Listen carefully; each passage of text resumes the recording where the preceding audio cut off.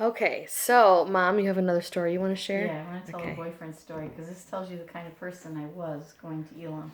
I was dating a fellow who lived in Canada. Talk about your relationship with Elam in your high school years. Yeah, well, because we lived there. My dad went to school from 1970 to 73, and then at Elam, and then 74 to 76 when I graduated from high school. Mm-hmm. He went back and got a master's in education, and he taught. He was a student teacher at my high school, which was very cool. And yeah, and then I graduated in 76, and they moved to Chicago at that time. But so all my high school years, junior high, high school, 7th through 12th, I was living in the town right over and was part of the youth group and everything at Elam. Yeah. So that was like my whole world. So camp meeting was a big deal. You know, you always start dating somebody who's come from some other town during camp meeting. Mm-hmm. And then you remain boyfriend and girlfriend for the next year and you write, you know. Well, that happened with somebody who we both went to Elam the same time. Yeah. And we had been dating the whole year, quote, dating, even though he lived in Canada and I lived in New York. And we wrote and, you know. I had many love pals. Yeah. And he was madly in love with me. And I was sincerely in like with him, you know. And, but there's a rule, you're not supposed to pair off the first semester. So I told him before we went to school, we have to break up. We can't go to school dating. That's weird because you can't pair off. You know, he never stopped being mad at me. He may still be mad at me for that. He was bitter the whole time. He was mean to me then after that at school. People who liked Julie in high school turned on her. They were mean. Him and mean. Tim. Spirited. Tim, yeah. Contreras. Yeah, they both liked me. And I sincerely liked them. Mm-hmm. And maybe we would have gotten together if they hadn't been so mean to me after the first semester, you know? Such immature boys. A guy's boys. walking through the hall. It's just, you could go from the front door to the back door was here. Mm-hmm. But there was a telephone there. My what do you call it? My room was right here. Mm-hmm. So we could hear anybody tracing through, you know, and could hear and vice versa. And so all of a sudden I heard somebody yell out, because we're talking about Julie for some reason. I can't even remember why, if we were on the same team or rides or something. But and somebody said, "Julie Childs!" Oh! And he walks through. Oh, that's horrible. How mean, right? That's mean. And then Bob Warner. So we break up, and he's mad at me as he can be. And then he's kissing in the main lobby there. With his girl. Right by, underneath Sister Spencer's and Brother Spencer's, Ivan Spencer's photos. Are you kidding me? Like, you don't even, look at a guy by their photos. Because I knew the Spencers, Mom and Pa Spencer. They were still alive when we moved to Elam. They were like saints straight from heaven. And to be kissing by their picture? Are you kidding me?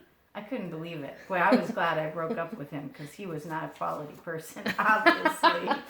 Oh, my goodness. And he was my nemesis. Oh, he made life miserable. He was an RA. Because here's the thing. Yeah, he was an RA.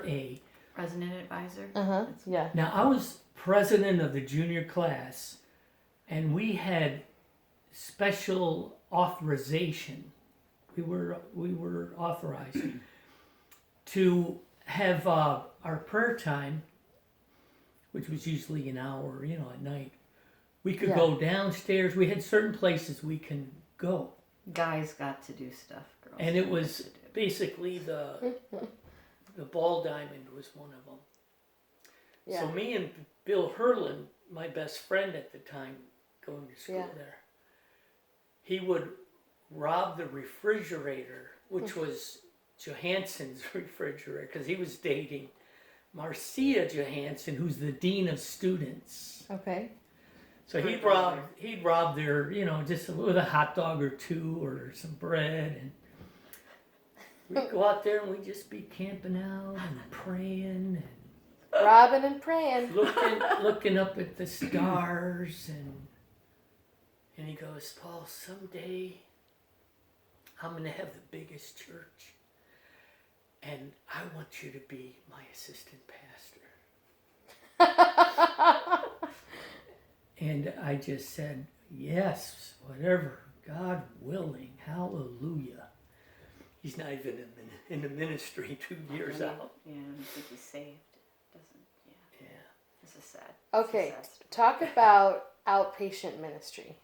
Okay, so that's going back to, I'll let Julie tell the story, but she's not getting rides.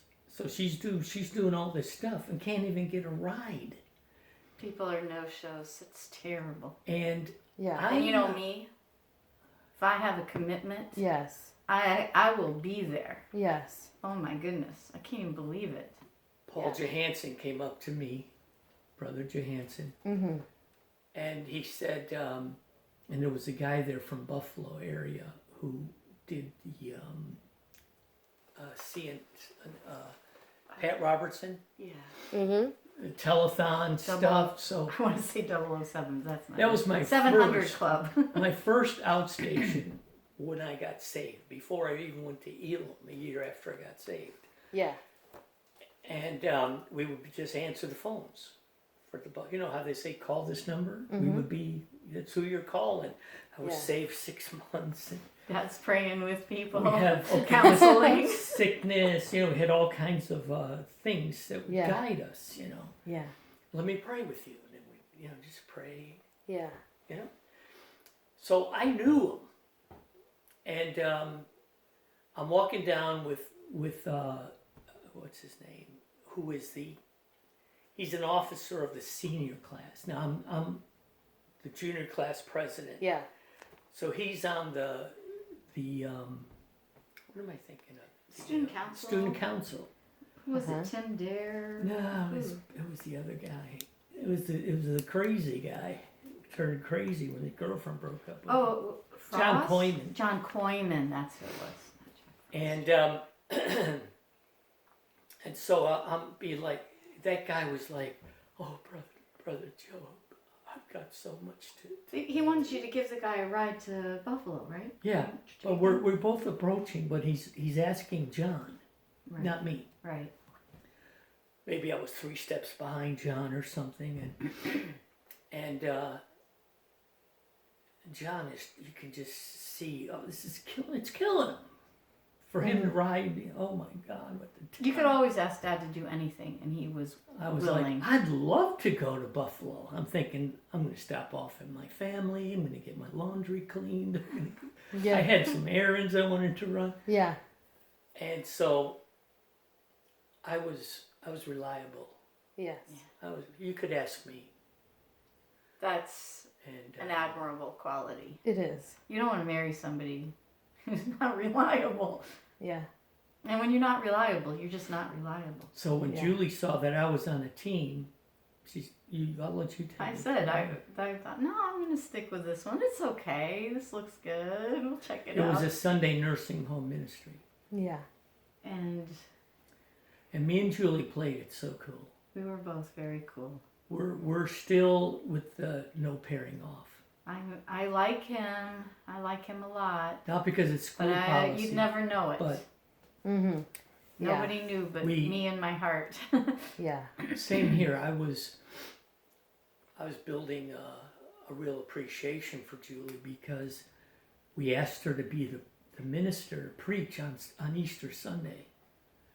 And when I heard your mom preach, well, you can imagine, right, Emily? Yeah. She hasn't changed much. She's got the quality, bang, you know. Yeah. And I'm listening to that, and I'm thinking, wow, that's about 10 times better than I can do. Yeah. And I said, that's a girl of quality. Yeah. So it's starting to awaken in me. Reminds me of a man called Peter when he hears Oh yeah. her she get up gets there up and preach. Yeah, that's right. So we we'd do a service. We'd have music. Somebody would share a word, and then we'd go. So there were often others with No, you? there was a whole team. A whole It was team. a big Okay. team. 6 Okay. people. Yeah. 5. I think 6 people, because you went in pairs then. To each to different visit rooms. rooms. Yeah. So 2 people would go, and we never paired. We never paired off. We could have so easily made it happen Yeah. with not like the tiniest finagling, but we didn't. Yeah. And I gotta say, I love that about Dad. That's very impressive. I would have made it happen. Yeah. You know, maybe, I don't know, just my life. I didn't want what wasn't God. Yeah. I just didn't want it. Marriage is weird. How do you pick the right person? I don't know. Mm-hmm. And I wasn't going to do it if it wasn't God. But I did like him. In my heart, I liked him. But we never made it happen until our very last Sunday. I need a Kleenex. It was the first time. Yep. So after that, we liked each other. Yeah. The last Sunday, we did go around, and we liked each other. And when we left, it's like the students went wherever they were going. I was going to stay on campus because I was doing, I had to deal with the school that I worked over the summer, whatever, and my tuition would be eliminated. You did roofing jobs. I did Correct. roofing, All yeah, kinds of mostly carpentry. roofing, plumbing. I did all kinds. Anything that was broke, they sent me to fix. I love that story. That was yeah. cool. Man on the floor. That would be your father. And on the floor, so Yeah. I had to fix a doorknob. And Tom, my boss, he would say, okay, here's the pipe you need, here's the tools you need, go over here, you'll find this thing, this nut, this bolt. And I'd go up there, had everything I needed for the repair. Yeah. And they had just, you know, every day I'd go up there, I'd have about 3 jobs. Hey, this is reminding me, there's a cool story about you doing work over the summer, and somehow that God speaks to you. Oh, there's a cool story. Do you know what I'm talking about? It's going to be when I come back from Africa. The one where, is it when he hit his head on the gym floor? Yeah, and I don't know if it has to do with your tuition or something. Oh, yeah. That's coming up. All right, Okay. so we finished the outstation, Yeah. and we like each other. Yeah. And we have our first, real conversation. So we started pairing off. At that point. We said, okay, that's no longer holding for us around March April. And before that, that Christmas, when I came back from Christmas, before we went on the outstation, you came up to me. Karen and I had that was my first Christmas. My parents were in Africa. I didn't have any family to go be with. No, immediate family. So I flew to Oklahoma. I was with Sue Lynn for a weekend. I was with Stan and Hazel at the time. And then I went and I stayed with Alan Dean and Aunt Nell. And Alan Dean took me shopping. And, Nellie took me shopping. Alan Dean paid for it. And I just bought out a store, everything that was in my size, in one of these little dress shops. There was money I there. came back with That's 2 amazing. suitcases full of clothes. And I was, finding things that I thought my mom would like, as well as things that I would like, because it was more clothes than one human should have, Yeah. Especially, I wore a uniform at school. I didn't really need many clothes. You wore uniforms at Elam? Yeah. Oh. Blazers, white shirts, and this hideous plaid skirt. And everybody hated it, but I kind of liked it because you never had to worry about what to wear. And everybody kind of looked the same, so there was wasn't difficult. It made life easy. Anyway, I come